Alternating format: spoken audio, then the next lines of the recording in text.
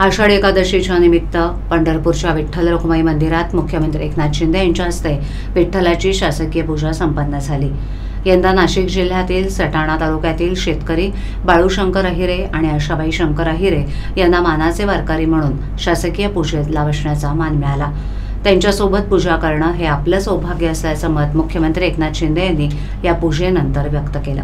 यावेळेला विठुरायाच्या चरणी लीन होत मुख्यमंत्र्यांनी राज्यातील जनतेला सुखी समाधानी ठेव, राज्यातील बळीराजाचं दुःख नष्ट करून त्याला सुजलम सुफलम ठेव, राज्यात उत्तम पाऊस पडून सर्वांना दिलासा दे, एवढंच मागणं पांडुरंगाच्या चरणी मागितल्याचं सांगितलं।